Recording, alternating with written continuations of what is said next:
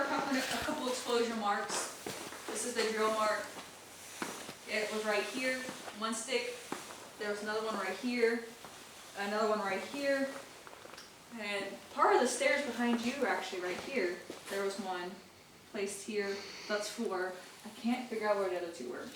I'm still learning that. I've been here about a month. But yeah, he built up this whole area here, blew it up. They climbed down here with 3 10-foot ladders tied together with rope. No way.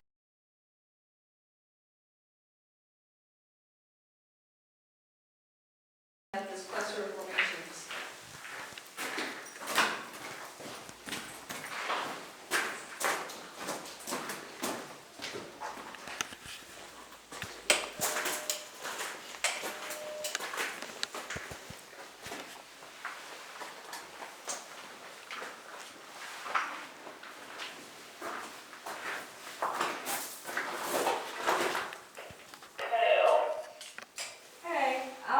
To let you know the care meter that sits on the lake trail's light switch here when you first get into the cave?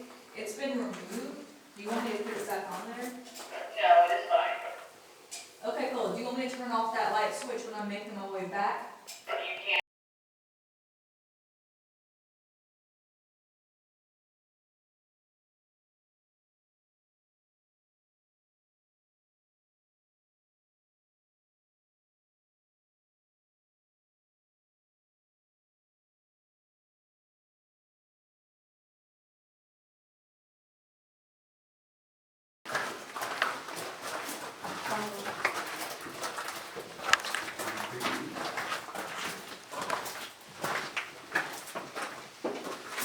Now, normally there's a waterfall right here. It's groundwater, but we've had such a severe drought already in Kentucky. No water's coming out of this. This happened a couple days ago. So normally I don't talk here at all because it's so loud, but it's eerie that it's super quiet now.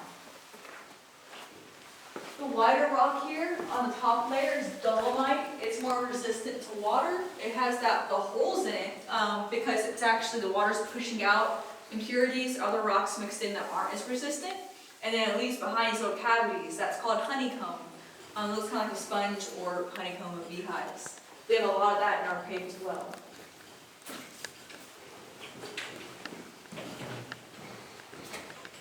I wish I looked at this stalagmite here. It's very giant, isn't it? Yes, Oh. So that can happen because of the calcite. Light can pass through it, and so my flashlight just beams right on through. It can't with the limestone though, because it's denser. But yeah, really cool.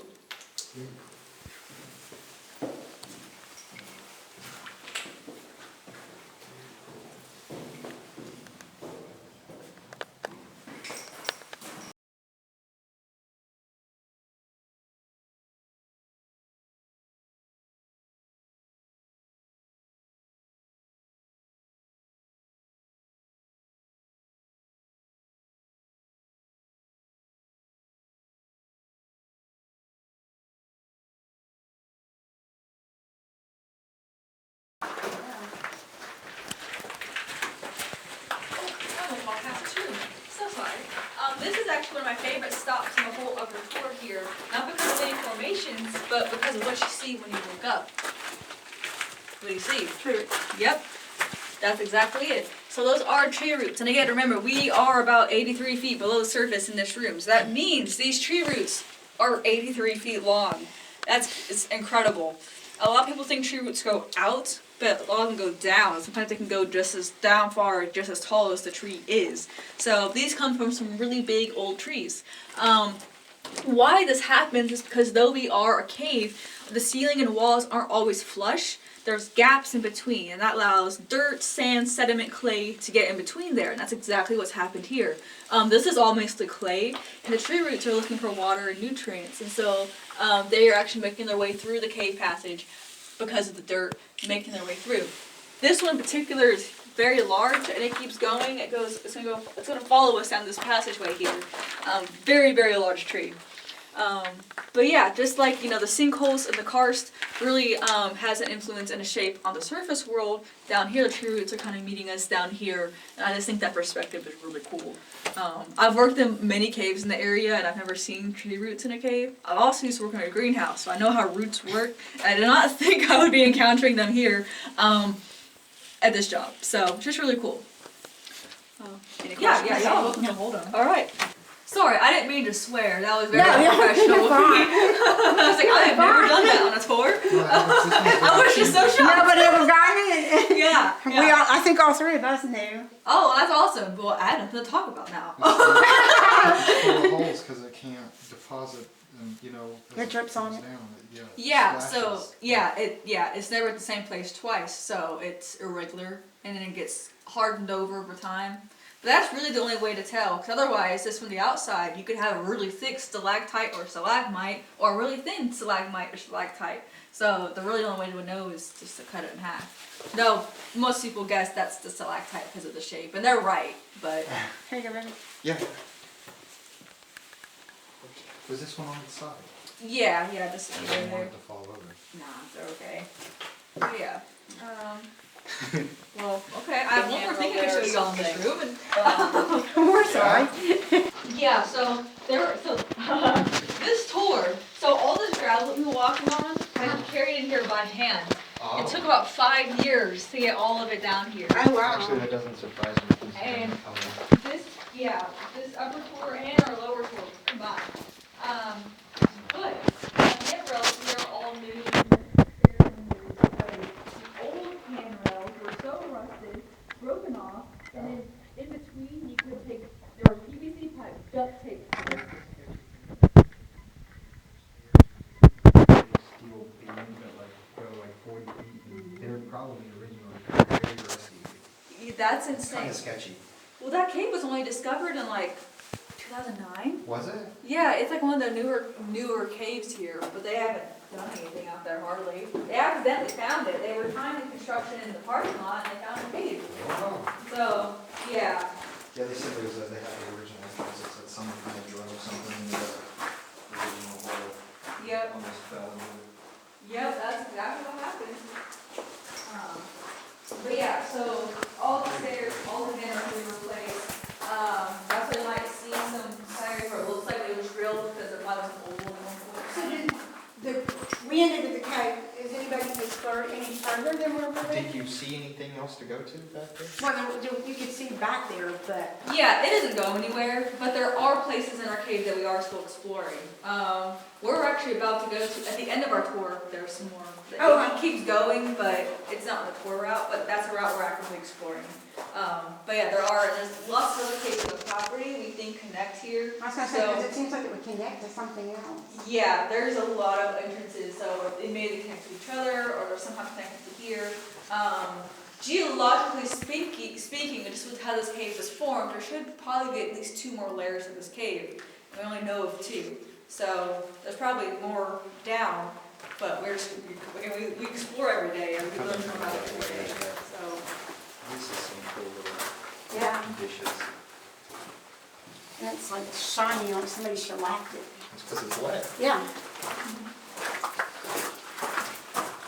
it's kind of a pattern on the rock. Yeah. That's brimstone. It's a tiny version of it. We're going to see much bigger versions. Not a big spoiler, this is the biggest part. Follow me.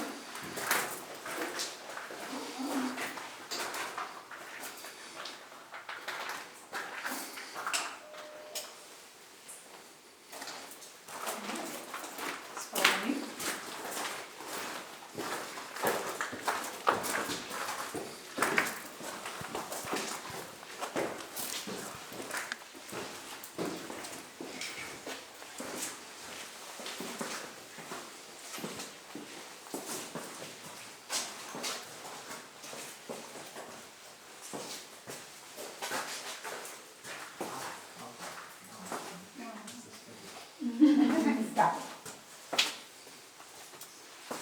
Big old legs on there. Same thing. We call this. Ain't gonna hurt you. Ain't gonna.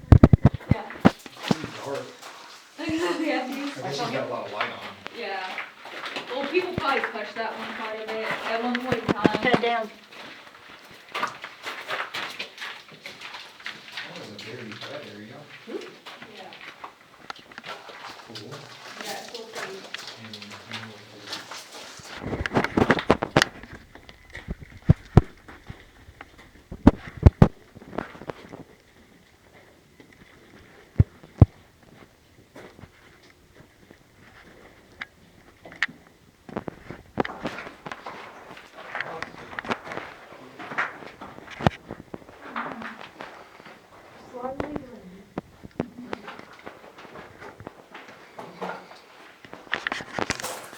Sir?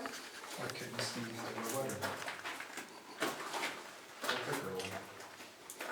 Behind you, you can see there's lots of lots of little soda straws. Oh, Nice. Tiny transparent one. yeah, a preacher did that. Right. Well, actually, no, some old person too. When they didn't want to have to tell people where to go, they would really point arrows in the cave for direction. I was gonna assume it was iron. Nope. It's red paint, it's all. And we've tried and tried to get it off. It's very stubborn. But this is the imagination room. It's a very long passage, a large passageway with lots of drapery banding around it. A lot of dolomite up there on the ceiling. It almost like stars with all the moisture dripping down. This is a very wet room. Lots of. Sorry. You're right, I got mine. You're fine. Sure. I used to do that. I'm sure it's fucked out a bit. That's why I'm glad mine's short. Now this one's, we do a lot mainly with kids. We like to find different shapes and the flow settings and stuff. I don't like doing that as much. It's subjective. This is Yeah. just some kind of little thing from Harry Potter coming out of the roof. Yeah, it kind of looks like it. I shouldn't have said that. Oh, no. We call this the whole thing the cave dragon, but.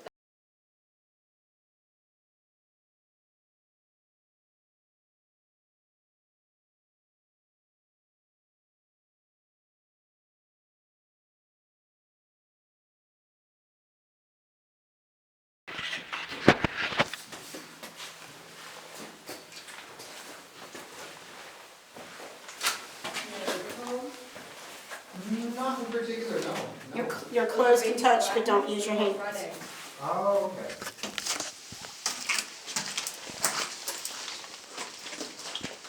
No, I think I do know that from somewhere like Chatham or something. Not one you see in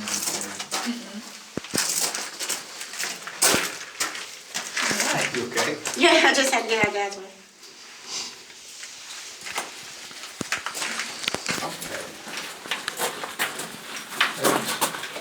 Alright. Try to.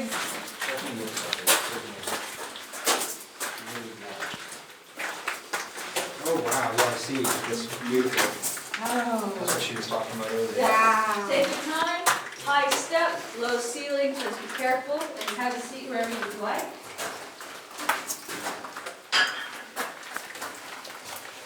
Over. That's one.